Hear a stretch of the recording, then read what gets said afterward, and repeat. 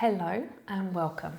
So firstly, thank you very much for purchasing this and for being open to other ways of healing holistically from the diseases that are created within the body.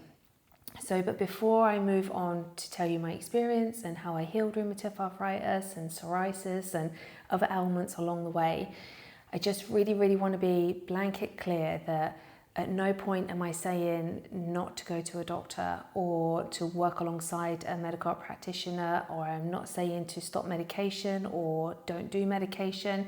I'm not saying any of that at all. And just because I didn't take the medication, I'm not suggesting that you shouldn't.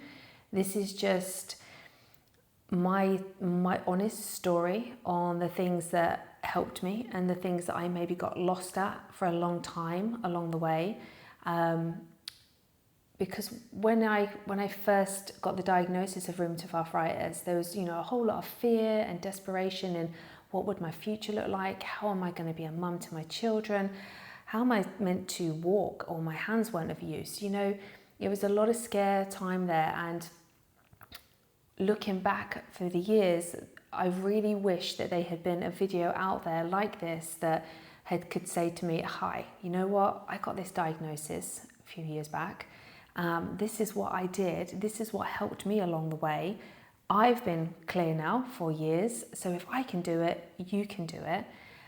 Just to give me some sort of guide, because obviously I went onto Google search, and as we know, Google search can be an absolute minefield. So my hope is that you watch this and one, you see that if I can heal and I'm normal, just normal girl, I'm a wife, I have kids, I run a business, I'm a soul here, the same as you are a soul here. My body is not superhuman, I'm not like Superwoman or Catwoman, or I didn't get bit by a spider and have magical powers. I'm just the same as you watching this. So wherever you are in the world and wherever I'm meeting you now, if my body can heal, then why can yours not?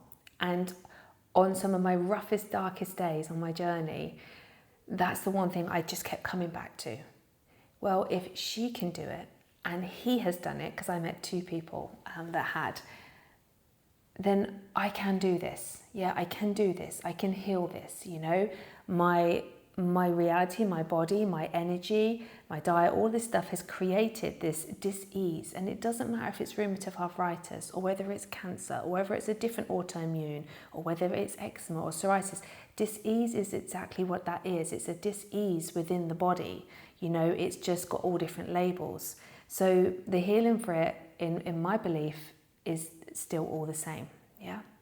So I've put little bullet points because I get questions all the time, and I'm honoured to get these questions. But if I just put it into one video at a really low cost to be able to buy, then it helps much more people, because there's only so many people I can get back to. And even when I do get back to them, there's another 25, 30 questions that come after that one. So, and you'll also learn through the video is that I don't want to focus too much on the dis-ease, that I had.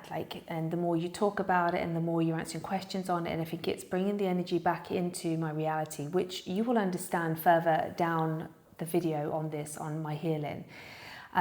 So I don't really want to spend much time on it, really. I want to focus much more on where I'm at now and how good my life is and how well I am and all of those things to keep my energy up. And again, this will make sense soon.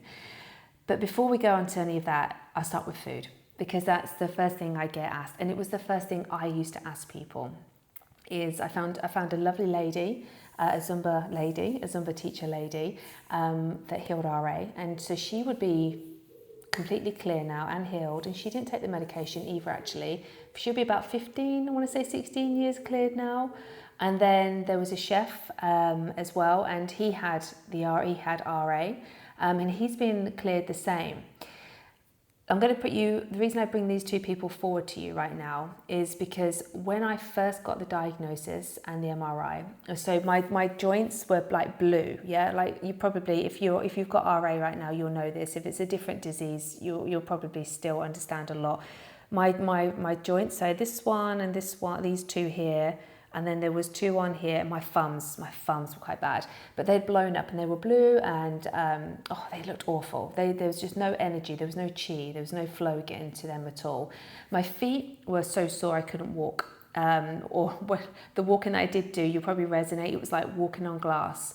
Right from the moment you put your first foot down in the morning, you'd be like, oh, okay. So school runs, I used to have to drive and just walk out.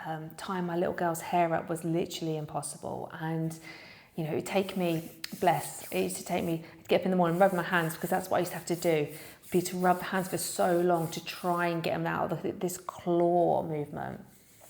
But the MRIs and that showed that there was degeneration, like it had already started eating away at my joints. And in the medical profession, the specialist, the RA man, was very much like, we need to get methotrexate in you as quickly as possible, and we need to get you on steroids really, really soon, because as you can see from the MRI, you've already started to eat away at the joints, and they will more likely now need an operation later down the line when everything's calmed down to be able to use them. And I want to just show you my hands, okay? Look, like, can you see, right? There's no, so when I couldn't even do that, but there used to be like a lump, the swelling up here, and they've come back. So yes, I can handstand and cartwheel and use my hands and everything fine. So not only has the RA disappeared, but the actual joints that, you know, was not possible for them to rebuild has also rebuilt. So your body is amazing. It's just incredible. It really is. And I just don't believe that we're even a speck of knowledge of how amazing this, we call it soft technology. Again, you'll learn this further down, soft technology within the body, and how incredible we are, yeah, and how much power we have. So you'll learn this as we go. But I want to come back to food and these 2 people. The lady, she did raw, green, vegan juicing, okay, like 99% of the time, she said, for the year. And the guy did, oh gosh, he's much more carnivore based, you know, very, very, very, very, very carnivore based, meat, eggs, and raw dairy and cheese, yeah. So you've probably already Googled diets with rheumatoid arthritis. I did, I even got the books for it. I even signed up to this one guy that was going to, you know, heal my gut, because it all started in my gut. And that was my first trigger in when I wanted to heal on my own, was the food. And I spent 6 months very, very strict, like no wheat, no gluten, no eggs, no sugar. I didn't even have fruit because I didn't want any sugar, because apparently the sugar from the fruit was going to be really bad. It'd be easy for me to tell you what I did eat. I literally ate salmon, vegetables, some salads, sweet potatoes was massive. I ate a lot of sweet potatoes, and that's pretty much it. No chocolate, no nothing. Like, you know, I was so determined, because I was only 38, and I was determined that I needed to heal this. You know, I wanted to still be a really active mum. This wasn't what I wanted for my future. And yes, the option was there for the medication, but there was just a feeling within me that was just, something in me literally kept saying, if the body created this, the body can heal this. And there was a feeling in me knowing that somewhere that I had created this, not consciously, not wanting it, absolutely not consciously wanting it, that was for sure, but that I could heal it. I had no idea how, but there was a thought that I could heal this. So I got back and I Googled, and everything told me it started in the gut, and it was inflammation, and that it was seeping out of my gut lining, and all of the stuff that you'll hear. I should think you've already heard all of that already. And I'm not going to say that diet doesn't play a part, because it hugely will play a part. I don't feel that I could have healed as well as what I have done, and maybe as long as what I have been, if I had been eating takeouts every single night and eating ice cream and chocolates and crisps and sweets and all of that. You know, it's a case of, I wanted to put the good stuff in, but I'm going to just clear this up with the food, because I lost a long time being so rigid and so stuck with the food and the diet. Like, there was so much fear God, I can't eat fruit because, you know, so-and-so says on Google that if I eat apples and bananas, that's going to react and that will do something to my stomach and there'll be too high sugar, it will spike my pancreas. All these other things caused, as you can tell as I start to say it, a feeling of fear and overwhelm. Now just remember that, because this is going to play a part as we go along in this video. Then what happened was I became so scared to eat foods that I literally was limited myself to this, which means I was losing quite a lot of weight, and I didn't really need to lose weight, but I was so worried about eating other stuff that it would then undo the damage. In this 6 months of being like this, I had one chocolate. It was on Easter, and I was about 4 months into it, oh, do you know what, I'm just gonna have some chocolate. And I had some chocolate. Nothing happened.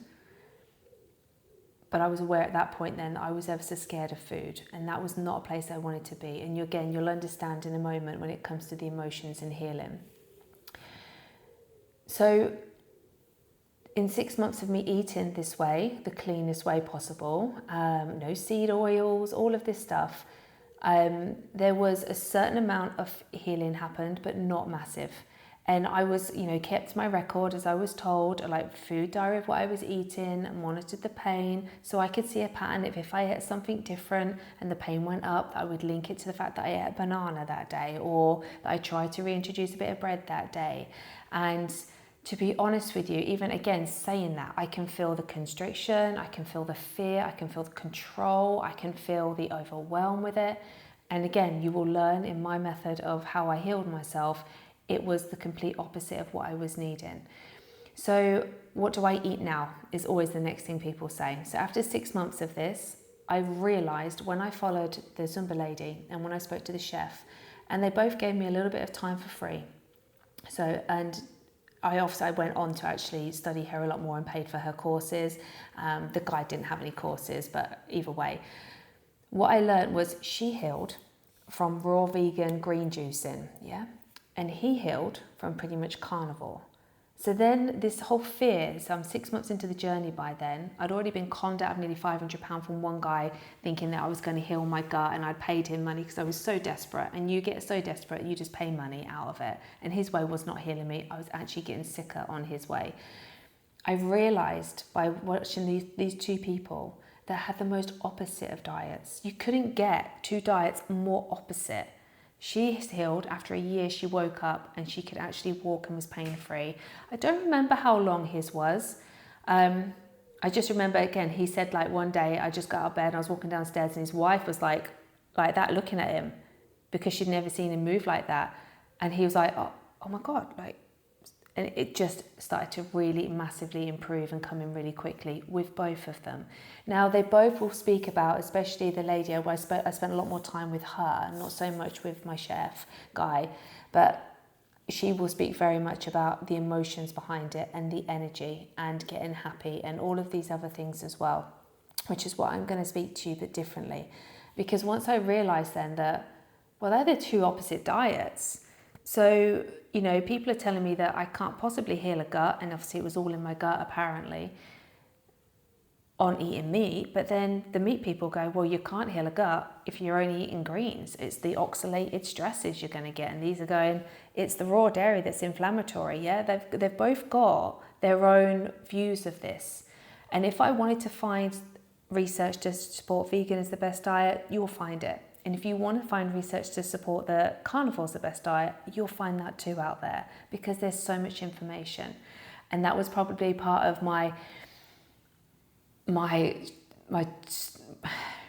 the reason it overwhelmed me so much was because there was so much information out there.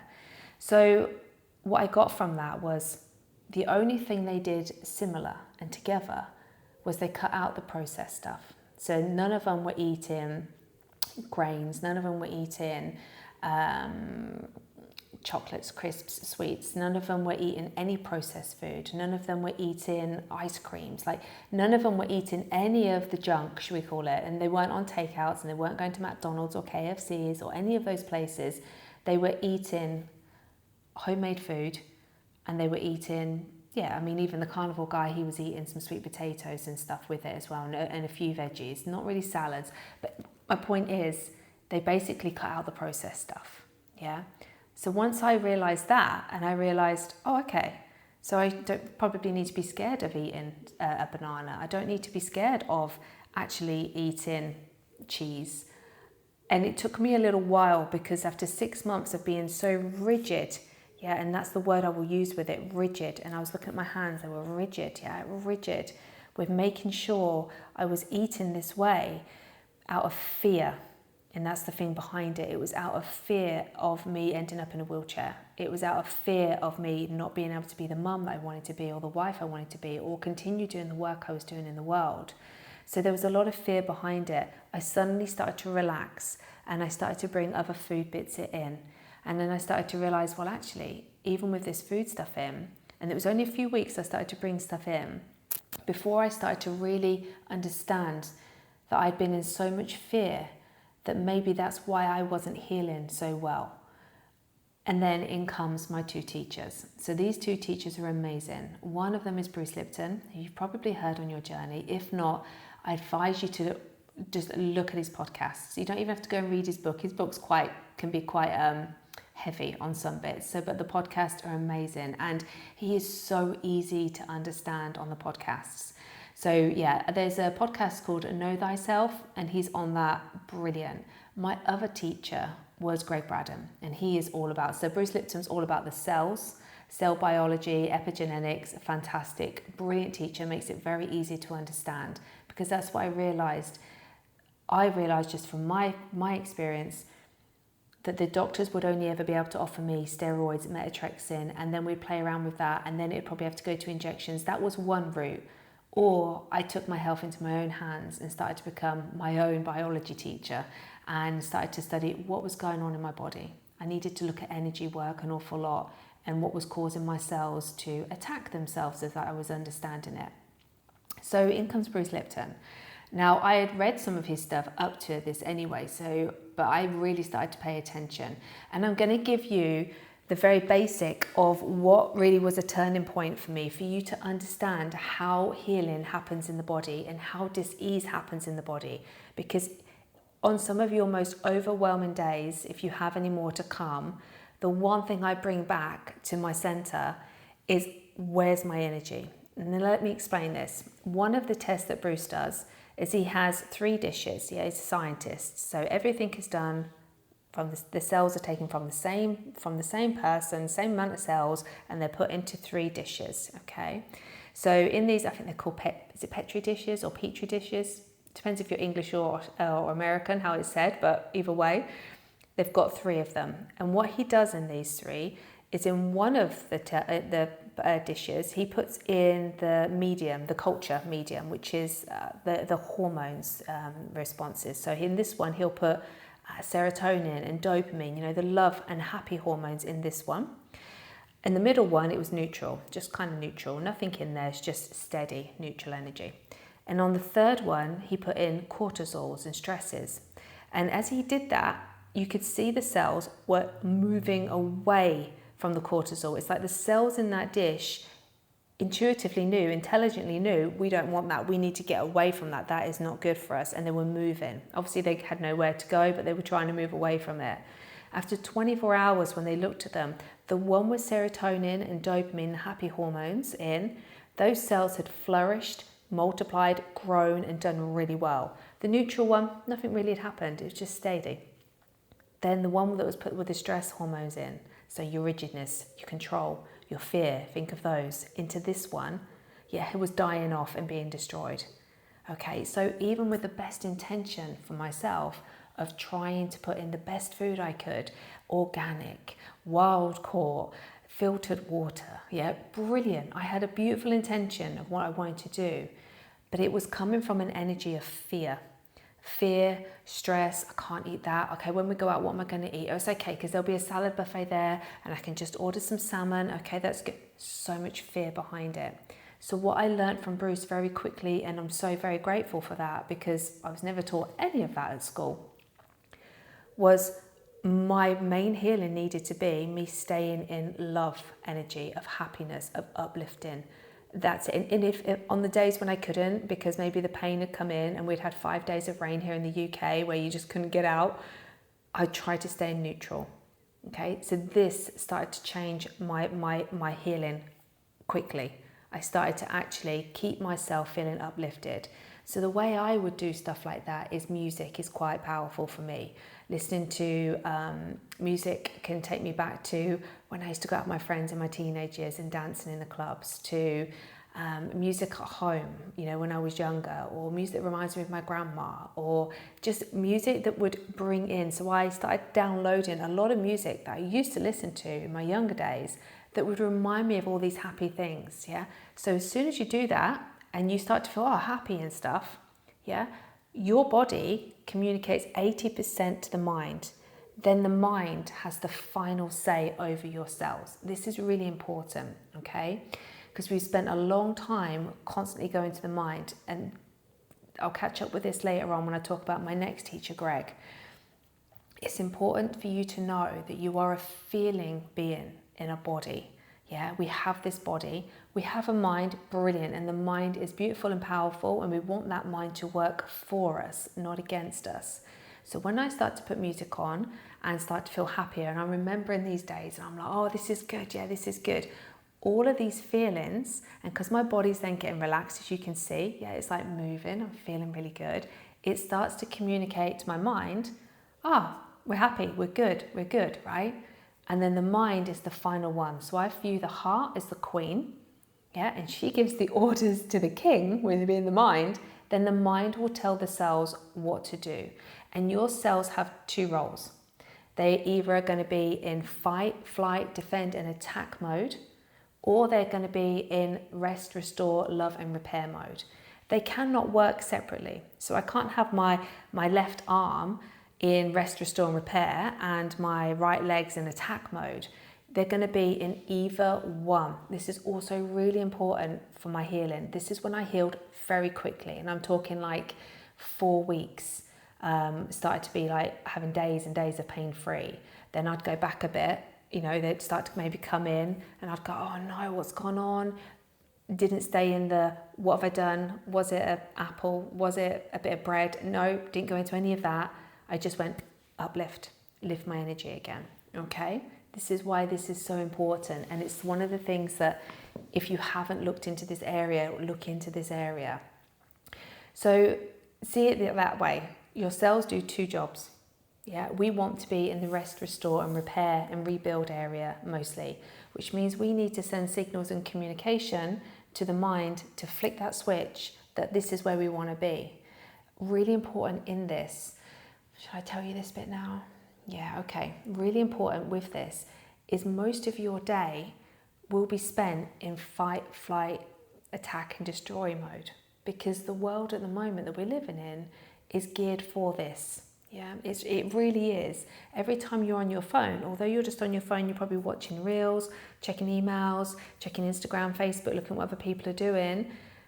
You are in high vigilance. Yeah, you're in stress mode to a certain extent. Yeah, when you're driving your car, yeah, I love driving. I've got my music on, and I can even feel quite happy when I'm driving. But I'm high vigilance, right? I'm watching out for other cars. I'm watching out for the kids behind the school bus. You're constantly on alert mode.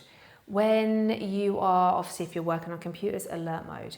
If you're watching TV in the evening and you're watching, maybe it's a drama series or a thriller or a horror film, or even if you're watching stuff like nature programs where there's lions ripping other lions to pieces and stuff like that, anything that basically is going to get your heart rate up, because your mind has these things called mirror neurons, yeah, and you'll learn this from Bruce Lipton.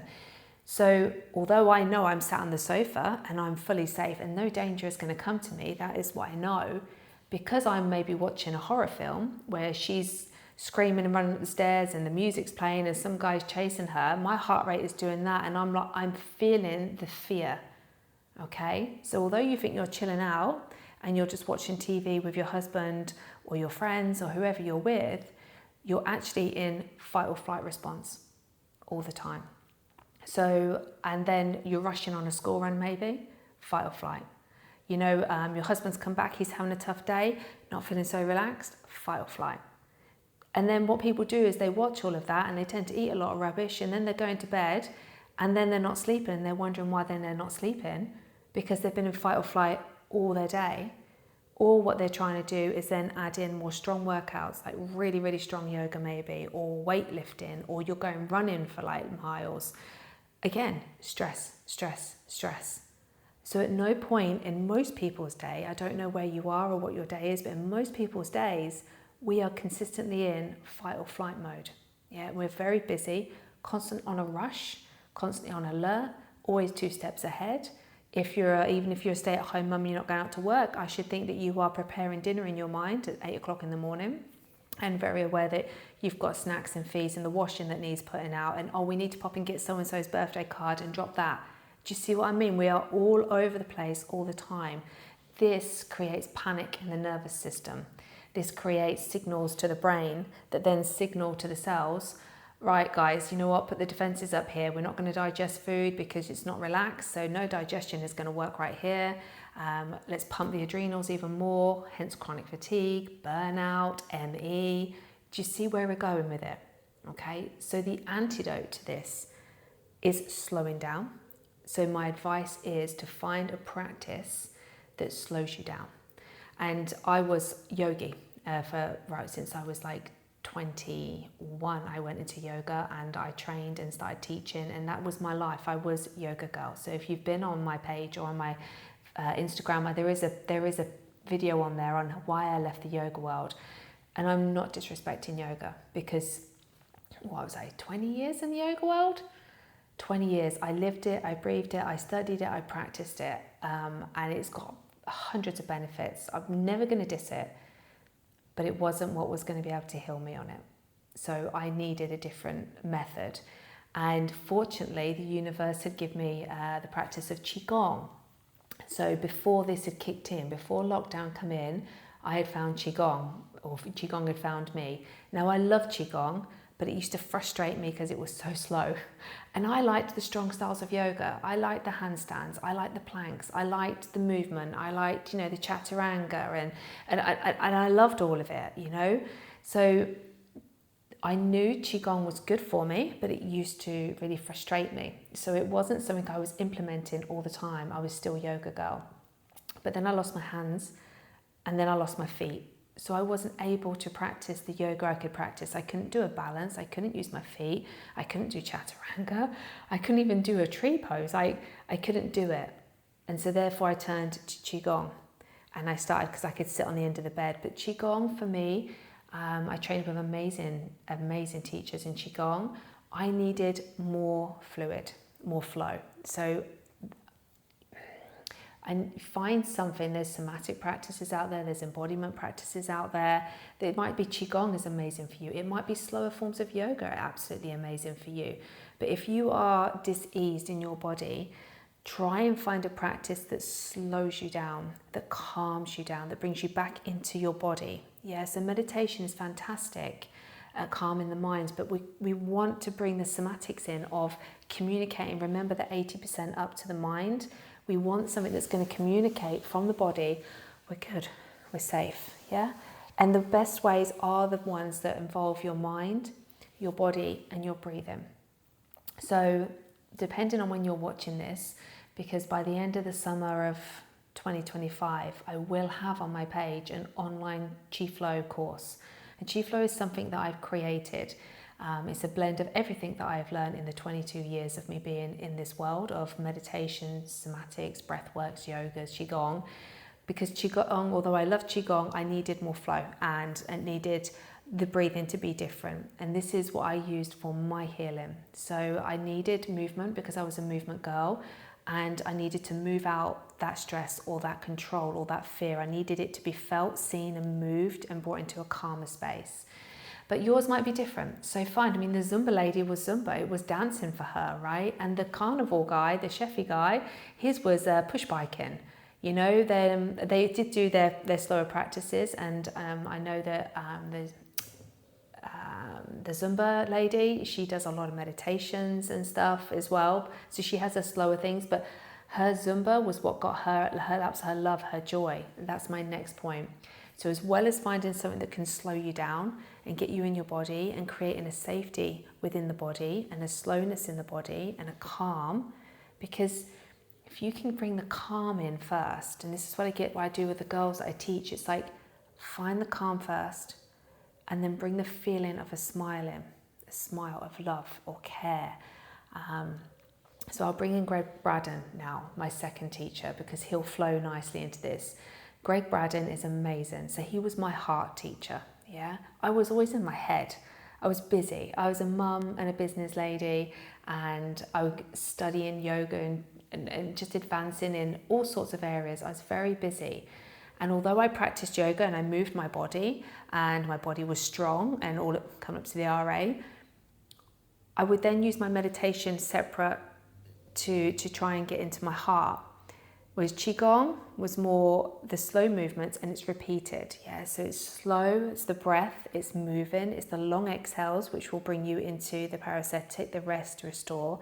The fact you're moving slowly in Qi Flow is about dropping you into even more. So your breath will slow, your body will slow, the movements slow. So then that starts to bring calm in. And then I use the mind with the girls to use, I feel so calm. I feel so relaxed. And then I get them to bring their awareness to the heart. This is where Greg comes in. So I like to feel like you're breathing in gently in and out of the heart with the energies of either care, love, compassion, joy, happiness. Yeah, these are kind of like the heart frequencies.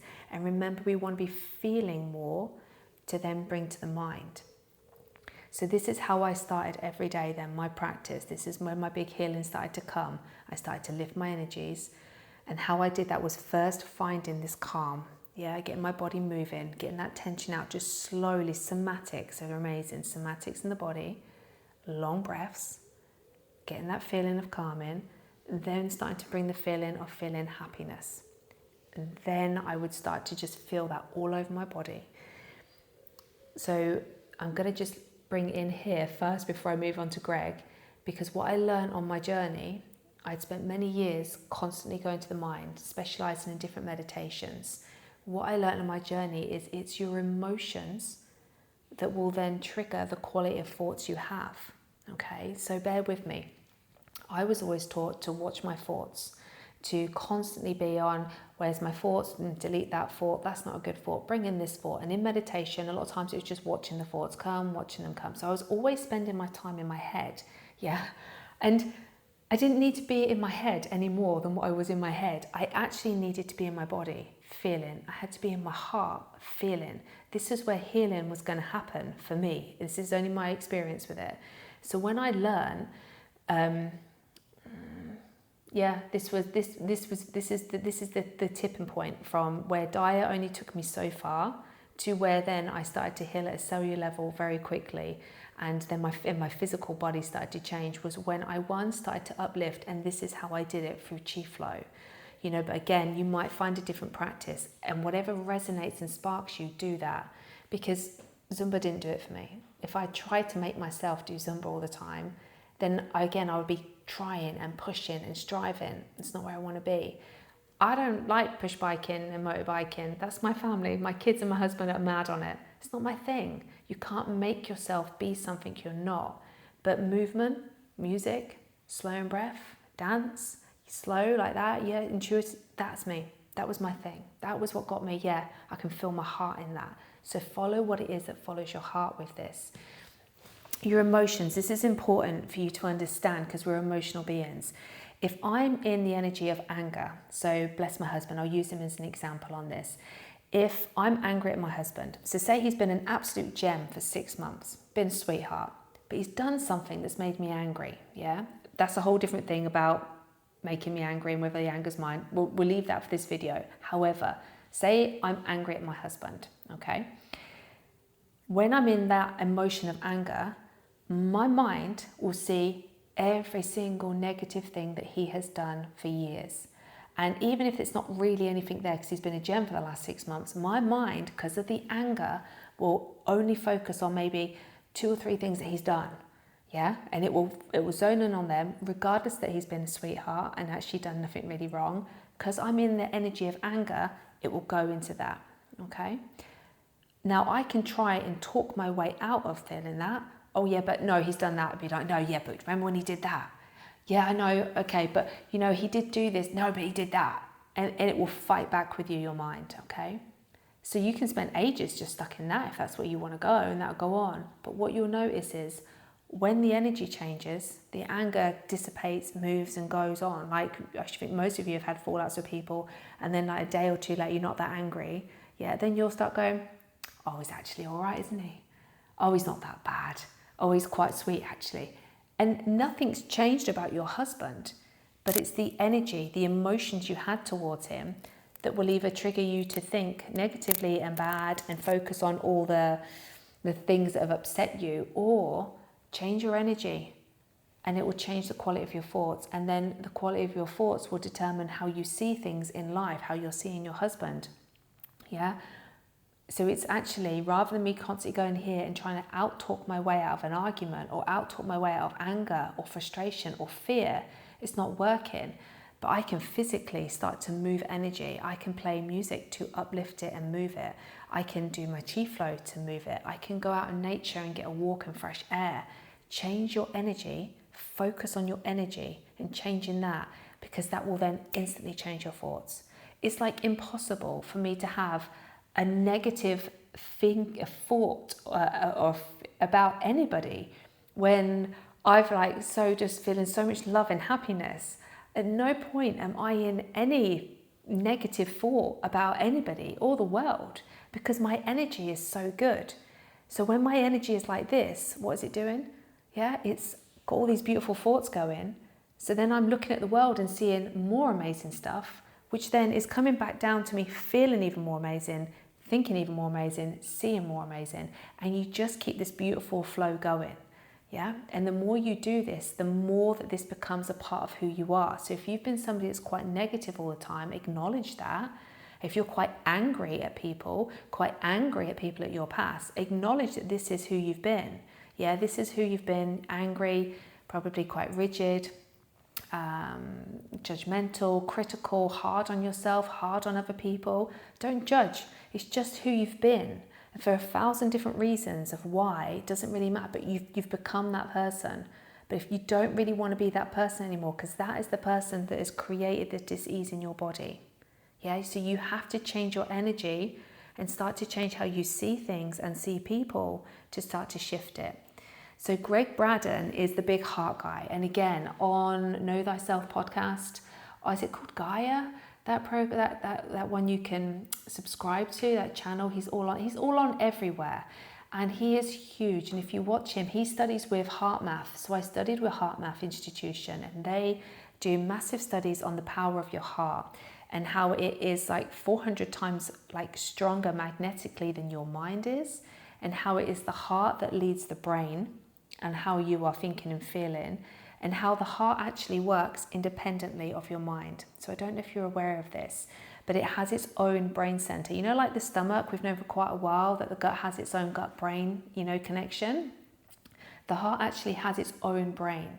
So your heart can work independently of the mind. Yeah, it's not like dictated to, and it remembers stuff as well independently. So it can think, feel, remember everything that the mind does. You have one in your heart.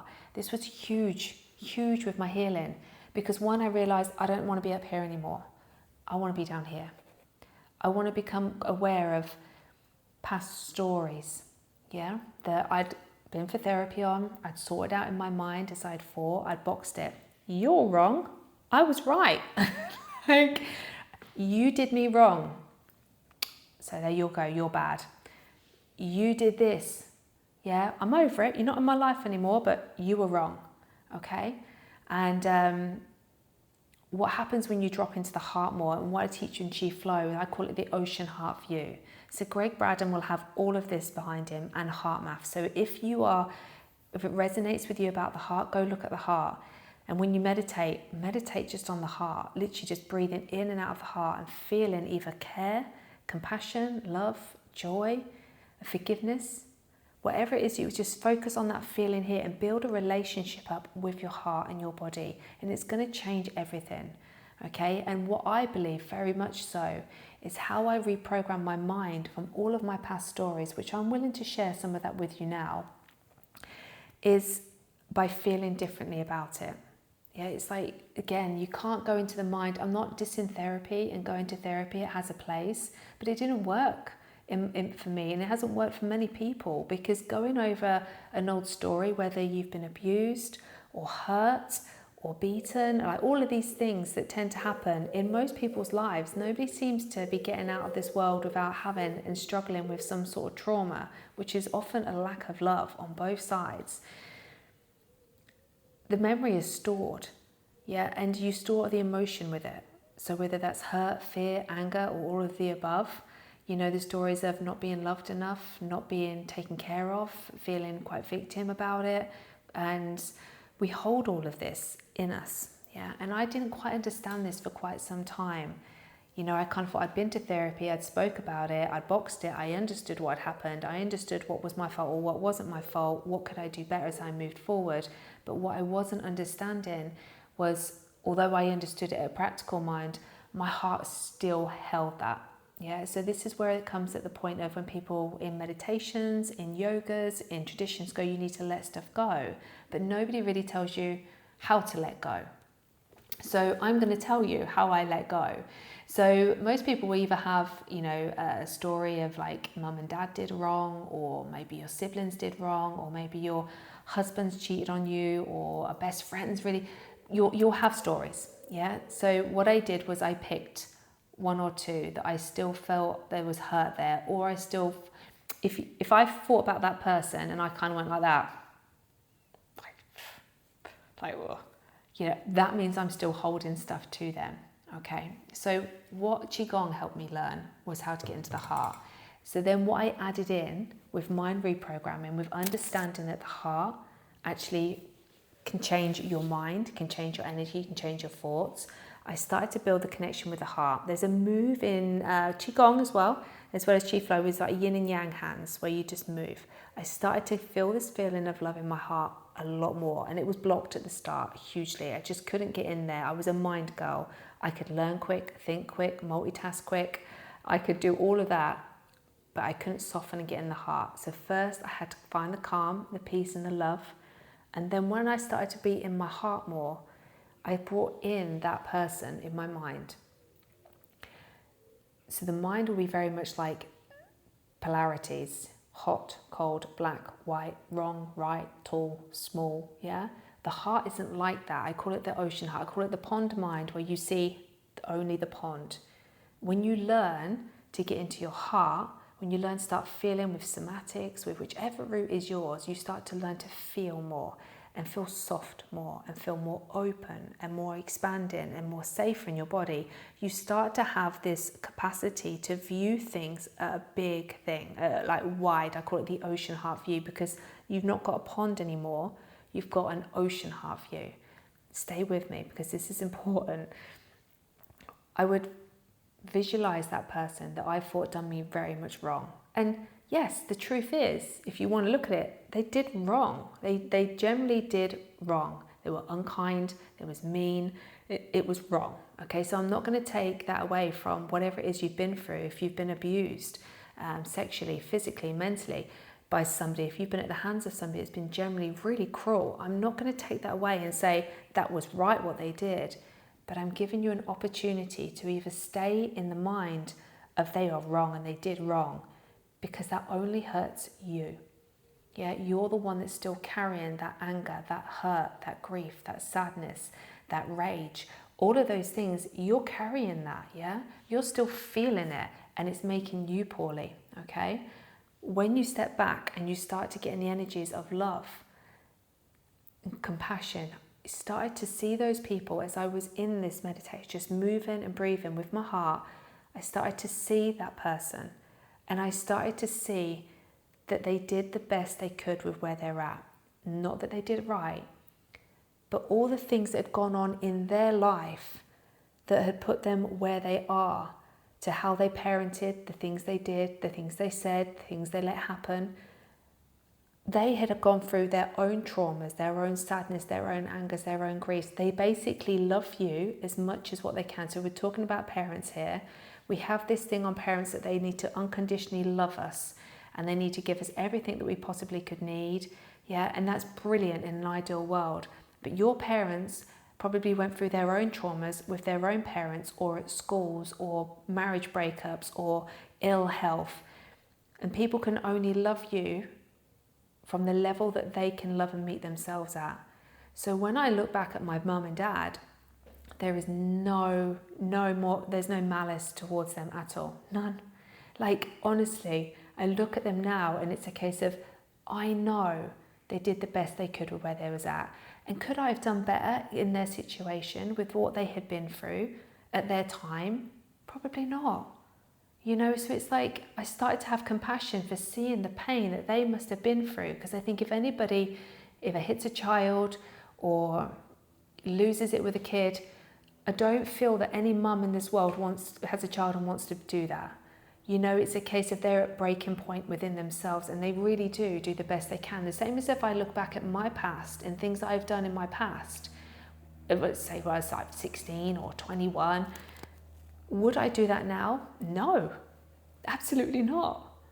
But it's because the level of awareness I am at now is different from where I was then. The level of pain I was in then is very different from where I'm at now.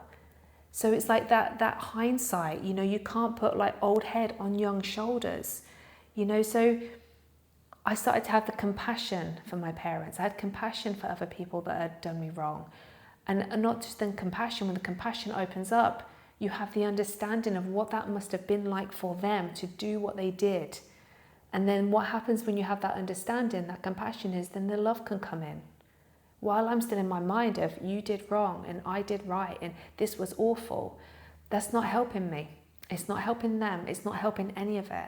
When you can drop down and see the ocean heart view of the thousands and thousands of incidents that went into that one person that basically took their hurt out on you in an attempt to either make them feel better or because they just didn't know better. Either way, it's them, a lack of love in their life that caused the lack of love to be passed to your life.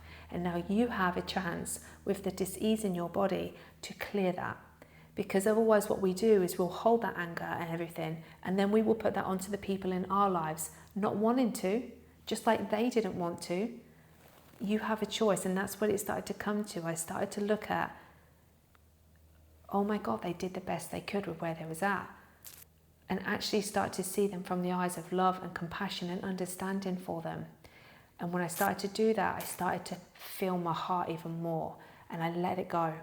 And there were people that were going like with other stuff like, oh, you can't do that, or, you know, that what they did was wrong. It's like, yeah, but they did the best they could with where there's at. And I'm asking you with this video, when you're asking me my truth on how I healed, it was starting to look at everything from that.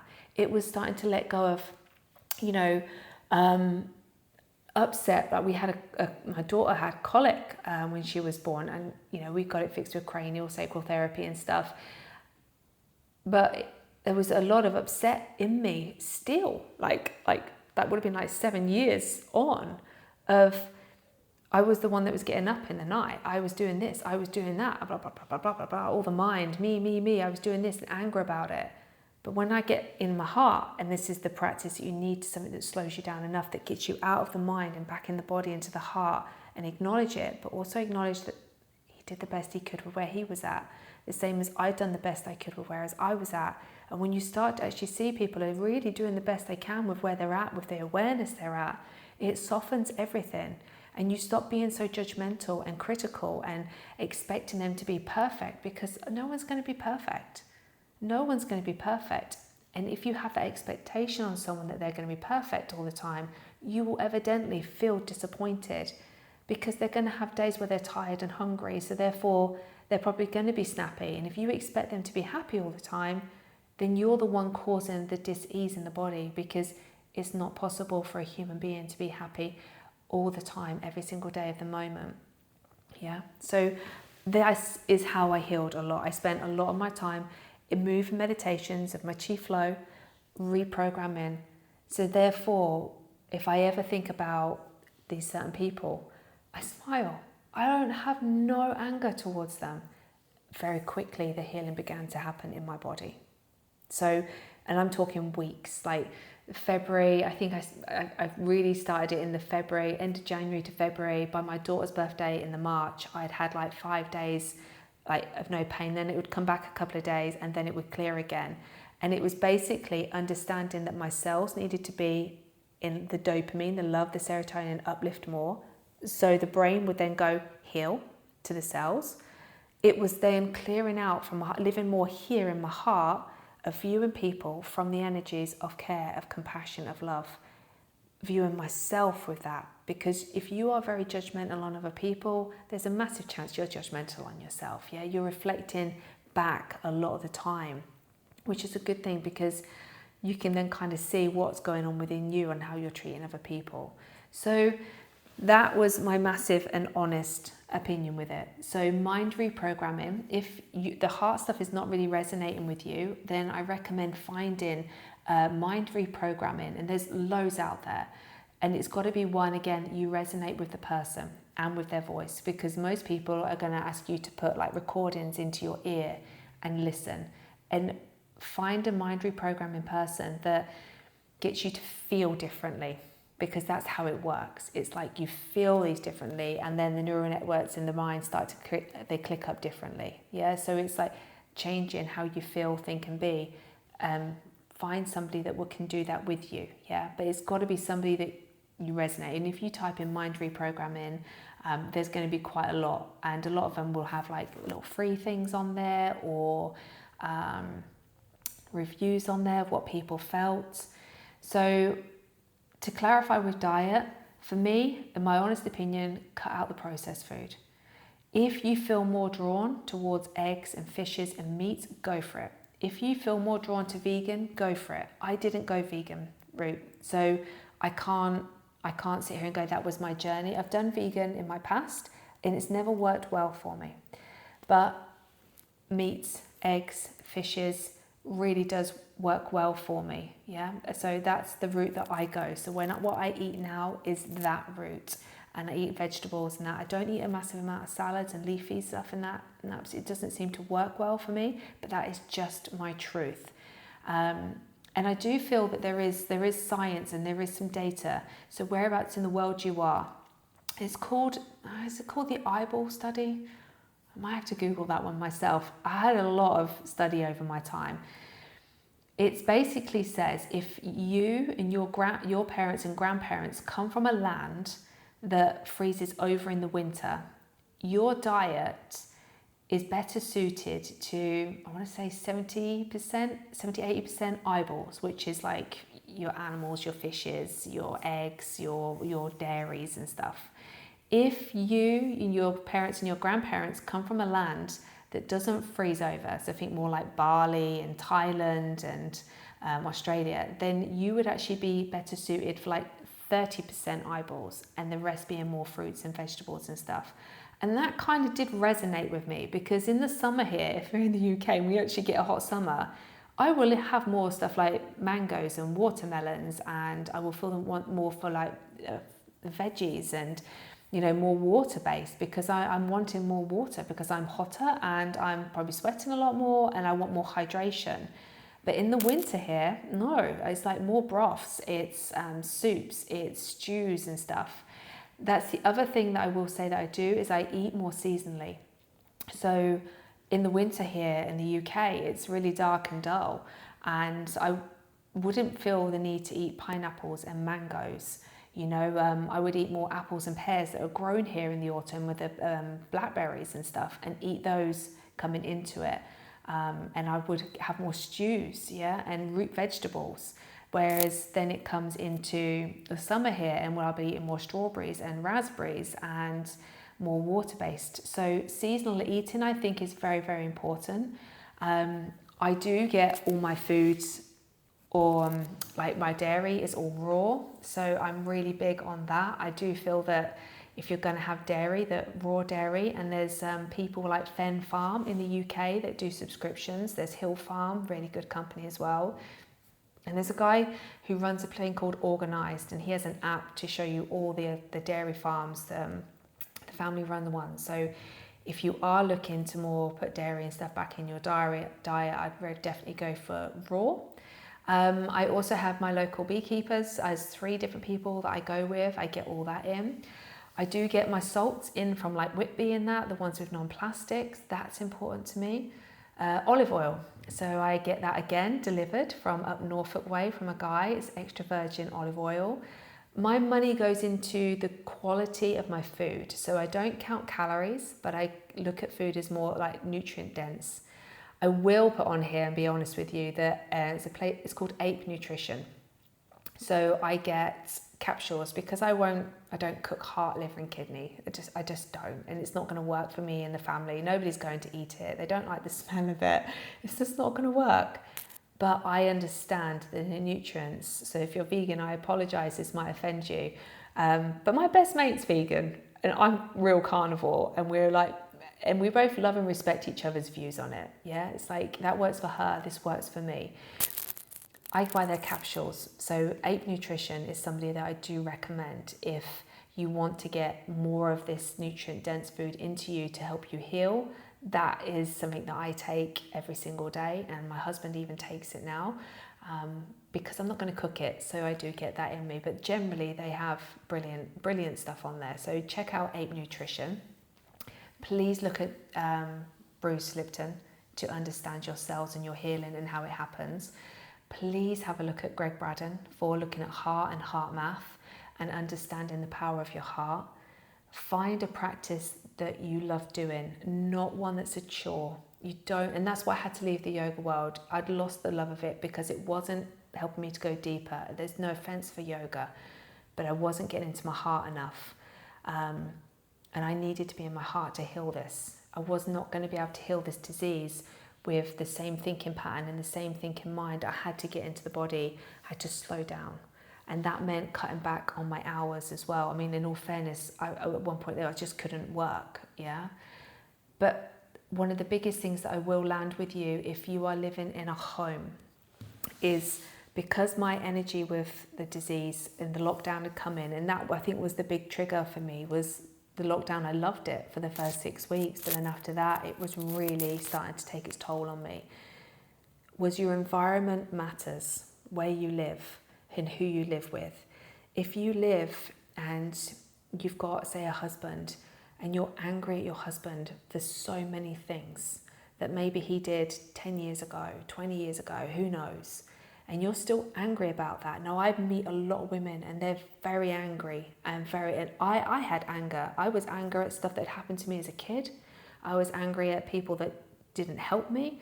I was angry, I understood logically, like I've said before, but I was angry and I had to let that anger go because I honestly think that it's the anger that is causing the dis-ease. And it's also that being angry like that for so long shuts you off. You become defensive, yeah? You closed in, look at my hands, closed in, become rigid, become cold, become judgmental, become critical. This is not your fault, okay? Like you really need to understand that it's not your fault. But it is your responsibility to heal it if you wish to heal it. And the more that we blame other people, it becomes a way of thinking that we're a victim to them. And when you're a victim, you're always going to be at the end cause of it, right? It's like, oh, I'm a victim. They did that to me. They did that. No, take it back. Yeah. And even to the point where, I will be honest with you, even to the point now with the things that happened in my life, I don't even feel that I need forgiveness for it anymore. Okay, so this is now where I'm at. So, I started with having the compassion and the understanding and then bringing the love in for things that had happened. And then with the love comes the just forgiveness of like, well, you know what, you did the best you could. And even looking at things I'd done and just gone, yeah, I did the best I could with where I was at. I couldn't do any different because I wasn't in any different awareness. So let that go. And if I can understand that I couldn't do any different, then I can understand that they couldn't do any different. Let it go. Literally forgive it and let it go. Everything that's ever happened in your life, forgive it and let it go.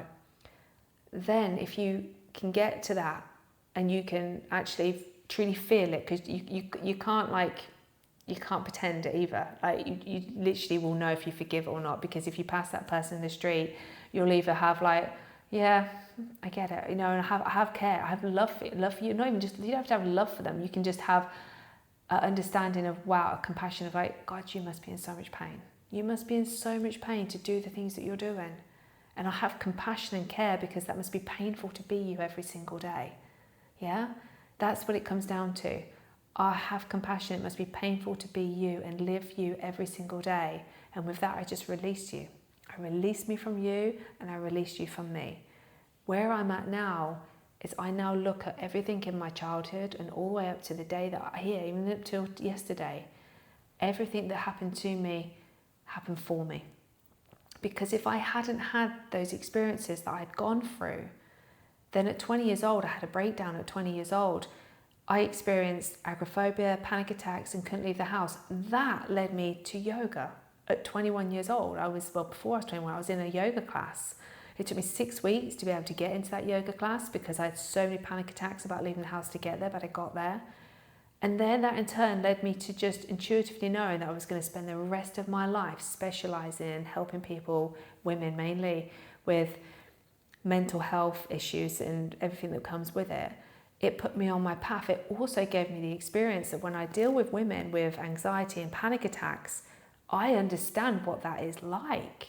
There's only so much you can read from a book. Sometimes you need to go through these things to fully understand what the other person is going through. You know, it's so well to say you've got an autoimmune, but to get the diagnosis of it and see your body deteriorating and the fear that comes with it is a whole different thing from reading it in a book, right? So I had the perfect parents given to me for the stuff I needed to learn for me to sit here and be here with you now. I had the perfect siblings for that. I had the perfect school and the perfect teachers to teach me the lessons that I needed. I had teachers that taught me so much fear, so much fear, so much fear.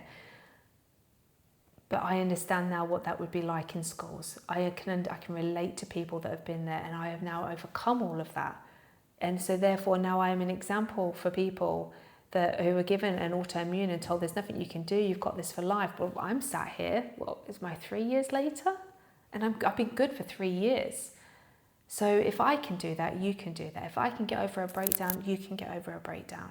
You know, it's like everything happened for me to be putting me to exactly where I am now for my soul's highest good and for my soul's growth. So therefore, and this is the bit that some of you might not quite understand and get, I have gratitude and love for every single person on my path. That's where you need to be. You know, don't worry if that's not going to hit you into tomorrow, but I have gratitude for every single person that has come into my life on what I would class as a good or bad or trouble or tough, because they all played out those parts for me to learn to be in my heart, for me to learn to be my most loving self, for me to learn the importance of going slow in life. Whereas before I was like Speedy Gonzales, if you've ever watched that. Whereas now my life is more simple, and the nervous system loves simple. The body loves simple. So that's where I'm at. And that to me is the most beautiful place to be. And sometimes if I ever notice that I've slipped into a story of old, I check in with that and just go, oh, where's that one pop back in? And sometimes they randomly pop back in. And if I notice that I'm talking about somebody negatively, I did this at Christmas. I noticed myself talking about this woman negatively. And I was like, oh, there's that judgmental side of me popped back.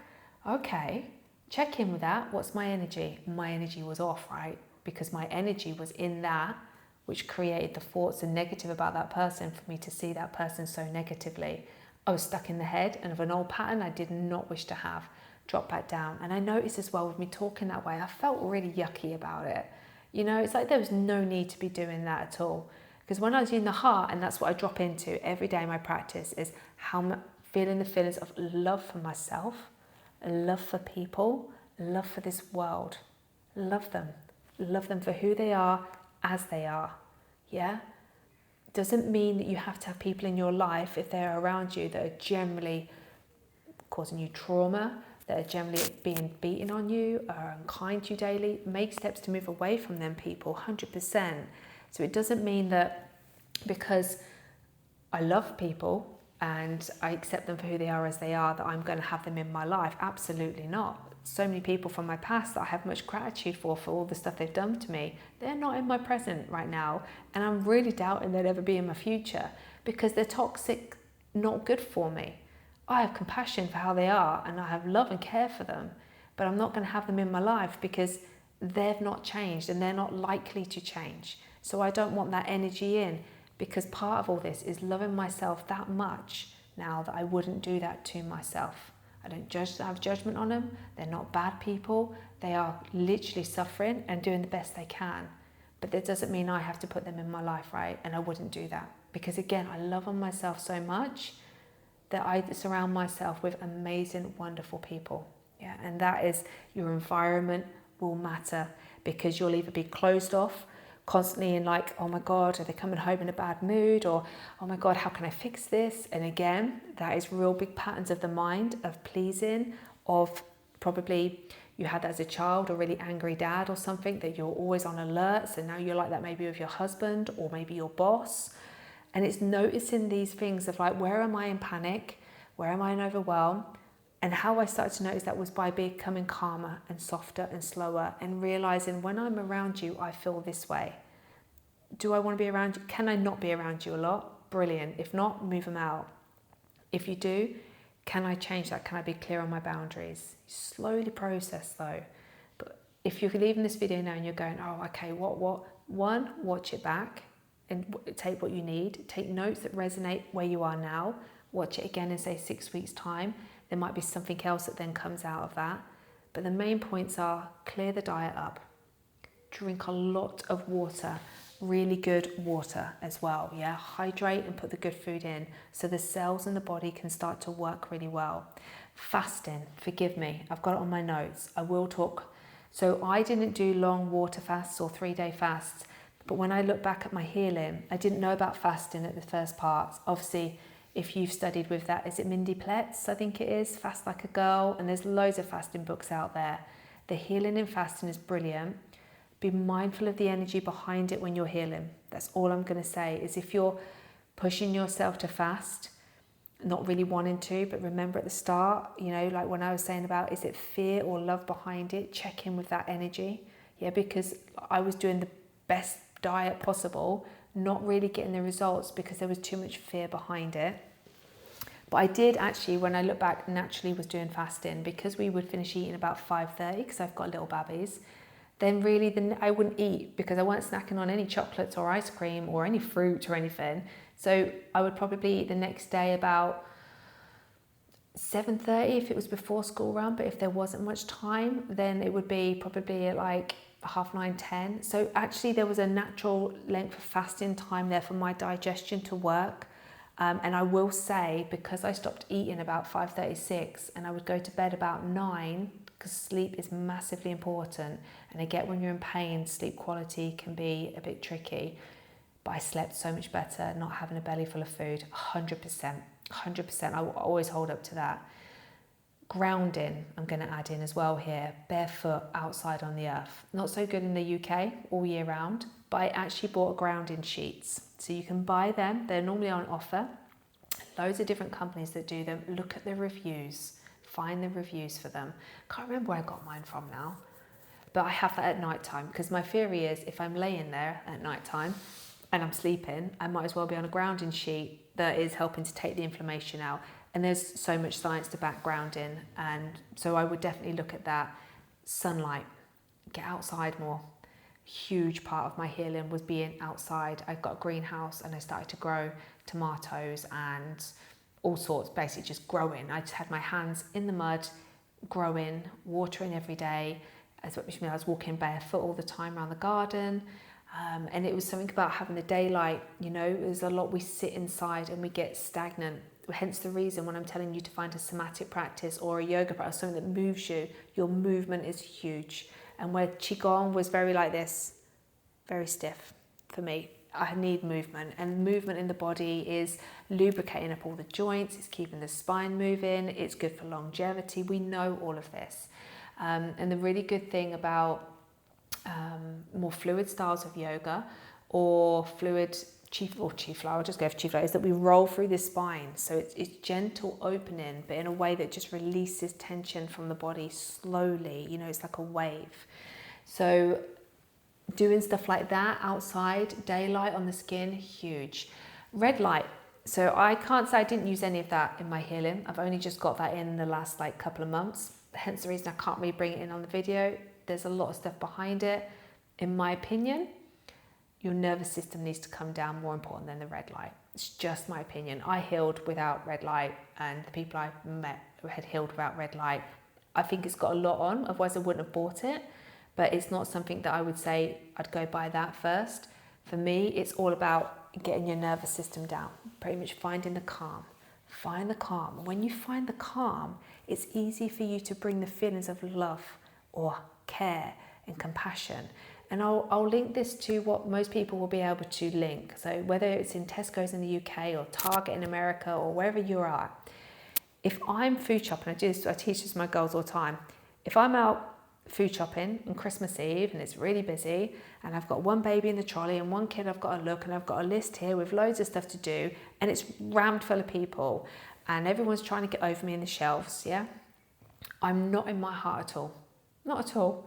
I'm in one child here, one child there. God, I need that. Where's the stuff in? Oh my Lord, that's the other side of the shop, and I'm trying to get through people. Not in my heart at all.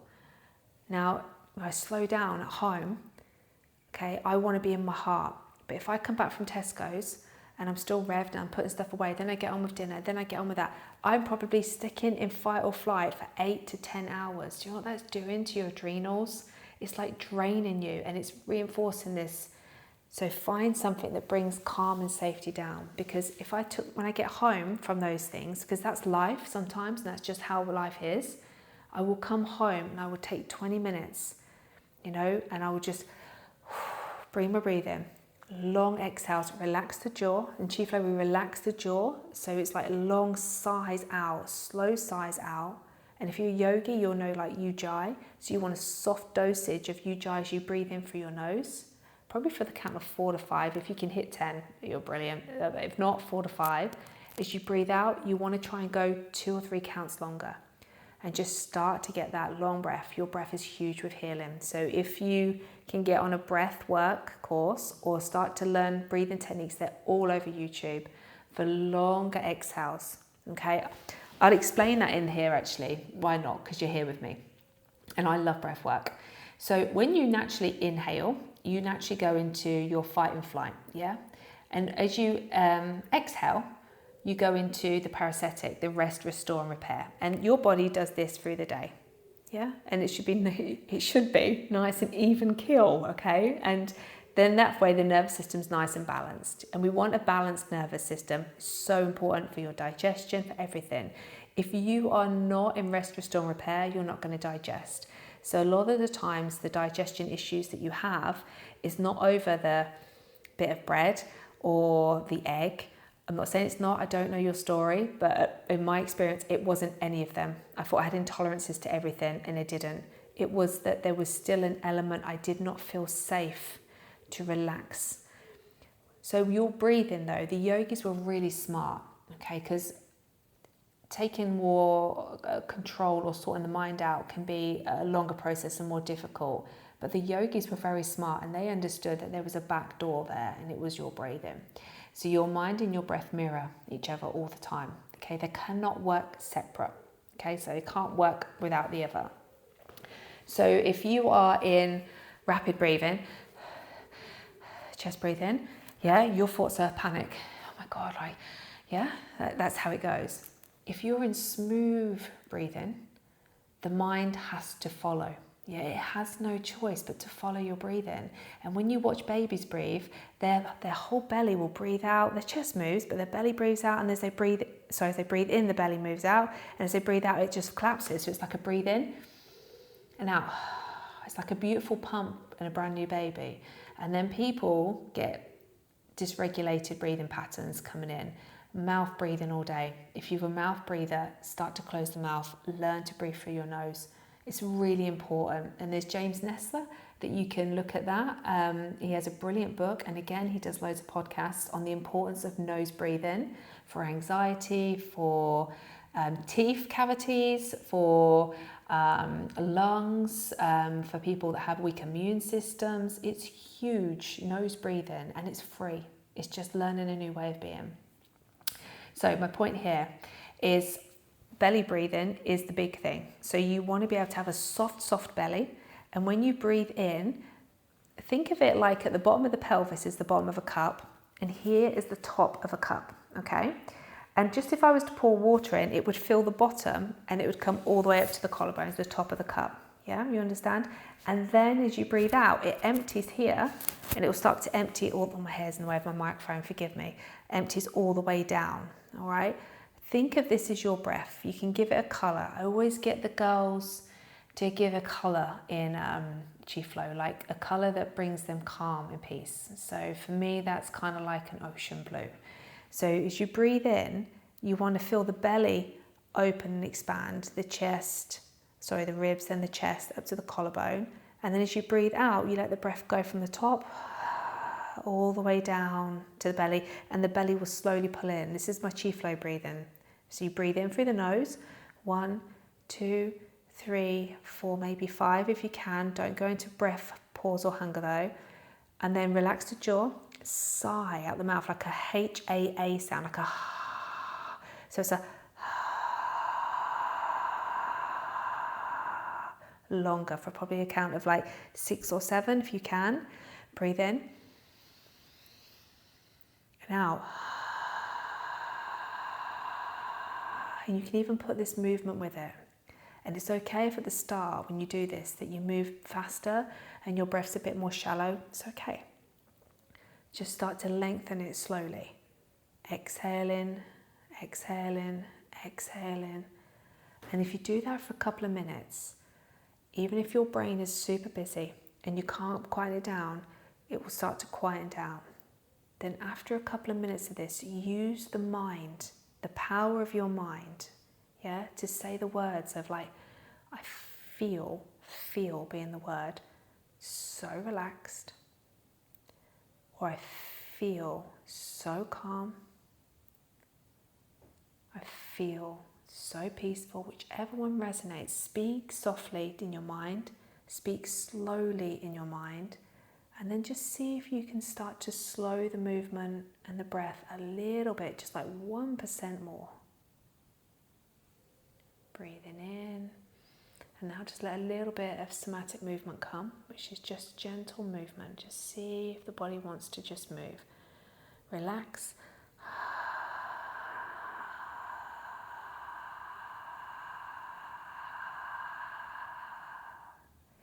Breathing in. Let the body raise a bit maybe as you breathe in. Let it move. Exhale.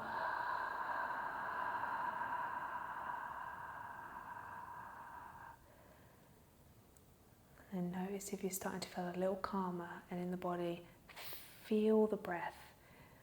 I speak to the girls, I tell them to feel the breath is the wave. As it breathes in, it expands and moves you and opens you. And then as you breathe out, it's like this softness comes over you and this ease of just letting the muscles drop a little bit more. You find this calm. And then see if when you're doing that, you can feel the energy of a smile in your heart. See if you can feel it. Take your mind there. See the smile and feel.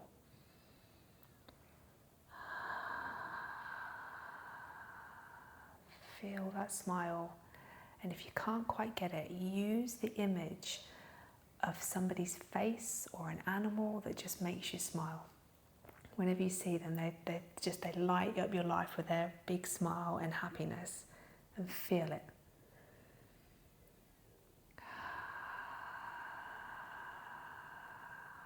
Really feel that feeling of that smile of that person. And then let that image of them go and just breathe that feeling in to the heart. And breathe it out of the heart. I feel so happy. I feel so happy.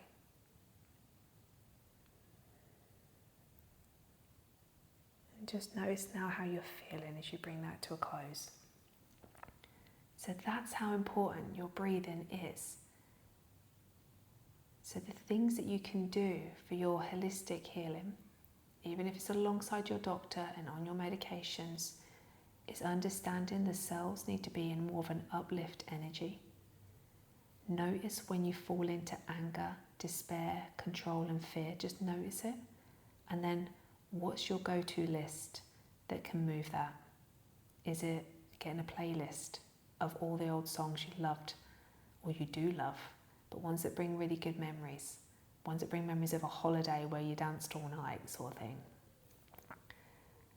And play that to shift the energy and dance it out if you can move. When I started developing my chi flow, I couldn't stand for longer than 15 seconds. I had to develop chi flow on my bed and with my legs hanging off the edge. And yeah, that's how chi flow was developed, by movements that moved through me. The other thing is have a little uplift list of stuff that, whether it's baking that you love, whether it's a friend that you can call that always makes you giggle. Change your TV. If you watch TV in the evenings, remember what I said earlier about the mirror neurons in the brain, that your mind cannot tell the difference between watching that horror film and being in it. So watching drama all the time on TV, you're in it. Change your evening TV, if you still want to watch TV, to comedies, to films that you watched as a kid that used to make you laugh. Change that. So before you're going to bed, if TV is what you want to do, make sure it's stuff that's making you belly laugh, making you happy, because remember the cells in the happy, how much they flourished and grew really quickly in 24 hours, right? So keeping that energy up here. Put really good food into your body, yeah? Try intermittent fasting. Just try maybe finishing your evening meal. And again, I don't know if you have diabetes, I don't know if you're on insulin, so this is me talking out to a general. But if it is safe for you to do so, have a longer fast. Stop eating maybe at 6 and then eat the next day maybe at 7, 8, 9, 10. Have a look at fasting. I will say though that I don't fast coming up to my period. It's a cycle for a woman. Sometimes I will naturally not be hungry, so I won't eat if I'm not hungry. That's where I'm at now. If I'm having sometimes I'm not feeling too hungry, then I won't eat until my belly grumbles and tells me, we're actually hungry. I won't just have breakfast for the sake of having breakfast. But there are other times in the month where my belly's grumbling first thing in the morning, so I will eat breakfast. Put a daily practice in that is mind, body and breath related. It is huge. It's just huge. Find your thing, but huge. I do it in the morning, not massive. I will do about 20 minutes in the morning because that fits in with my school run. So I do get up earlier before everybody else, because I find as a mum, I was getting up when they were getting up and they were on me straight away. And therefore my nervous system would be straight on it. And that doesn't work for me. It's all about learning to go slower, to be loving and kind to yourself. So my loving and kind to myself is I get up half an hour before the kids get up and I have my drink and I have that time to wake up.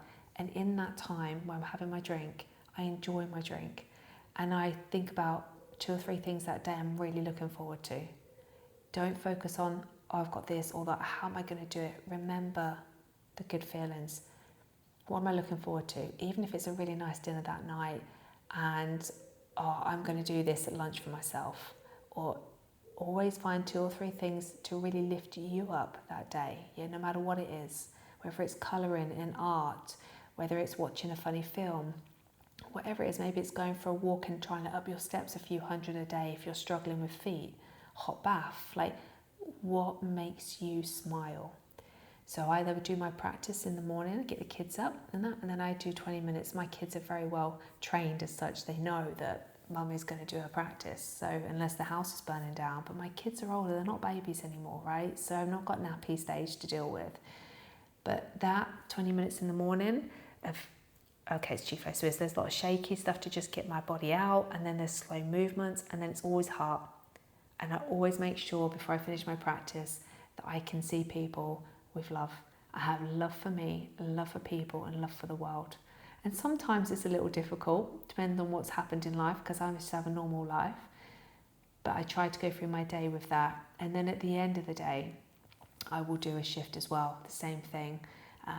Few movements, slowing me down, and again, bringing me into my heart.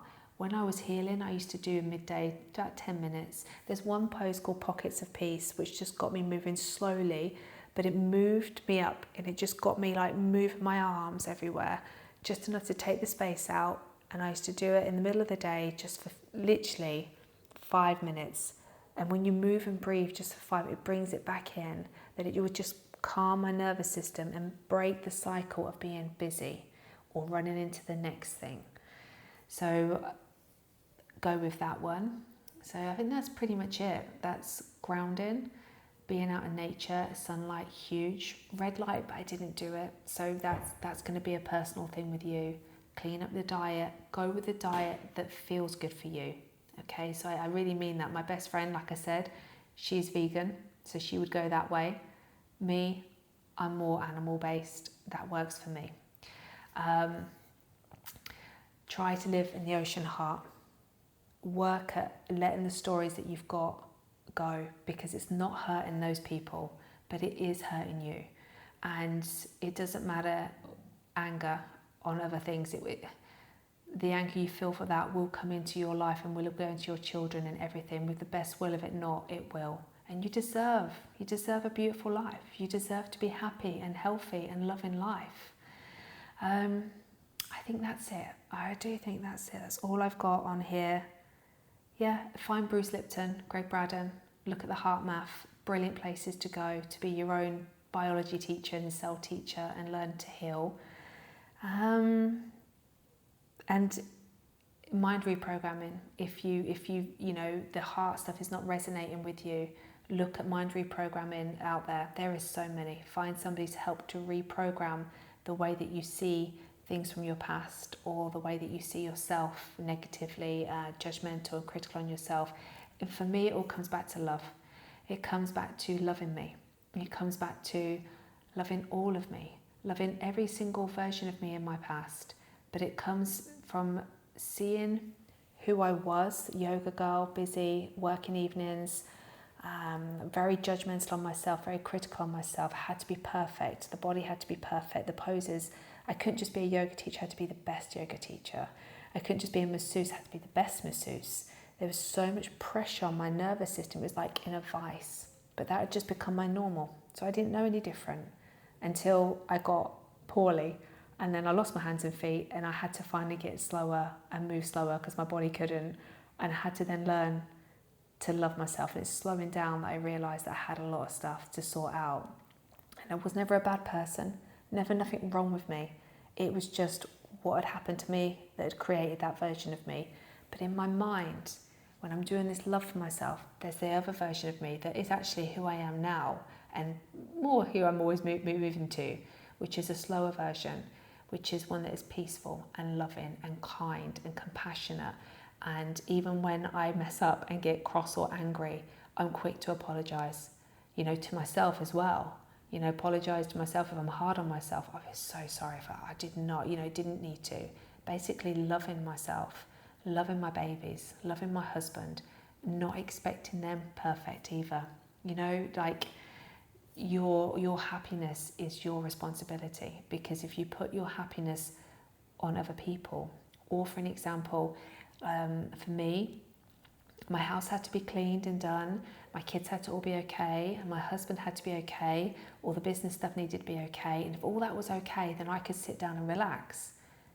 But that's like, I look now and just go, but that's like 5 minutes out of a whole week, that everybody will be okay and everything will be sorted. So I'm putting my relaxation on 10 minutes of the week that everybody's okay, because the reality is They're going to probably have a rough day at school. My husband has a bad day at work, or they're hungry, or it's been 30 degrees and they're hot, or they're upset because it's raining. I need to be happy and loving on myself regardless of what is going on around me. And it is not fair for me to put my happiness on my husband being okay all the time, because that's too much pressure on him. Notice that. That was another big thing for me. The last thing I will leave you with, and it will be the last thing, is rush and urgency. So I know I've spoke about slowing down, but I met with a lady called Danny, and my digestion was still the last little bit to go. So my skin killed up first, and then the inflammation in my joints healed, then the dandruff went, then my skin was improving. But the last bit, my digestion was still off. So much better. I only used to go to the toilet about once or twice a week, and it was going every single day, but there was still like heavy bloated there. And I had a real big pattern of rush and urgency, which I know came from childhood. I don't need to go into the thousands of times or why it was there. I'm aware as a kid, I was always high vigilance, high alert. Is everybody okay? Am I safe? Okay? So there was a part of me that still needed to feel it's okay. There's no rush. There's no urgency. There's no danger. Literally that. There's no rush, no urgency, no danger. And I used to just notice if I was rushing, just go, okay, slow.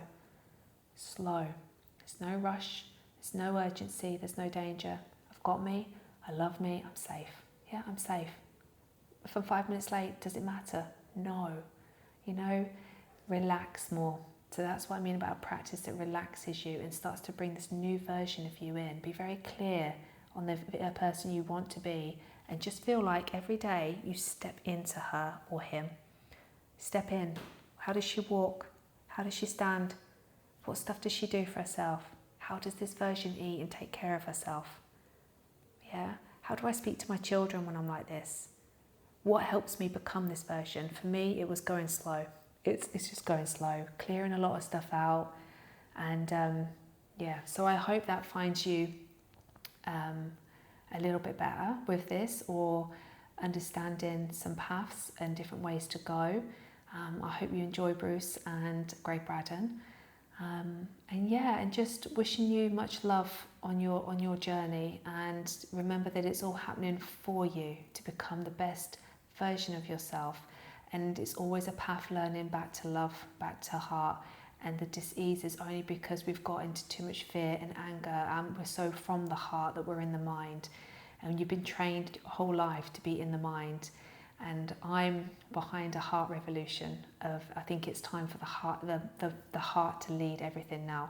The world's been mind-based, and look how that's gone. So it's time now for the feminine to be more balanced instead of masculine, doing, push, drive. It's starting to thunder here now, so I will leave it. But come back to your heart, feeling love in your heart. Yeah, and let it all go for you. Let it go for you. Namaste. Thank you so very much for coming, and I send you much love on your journey.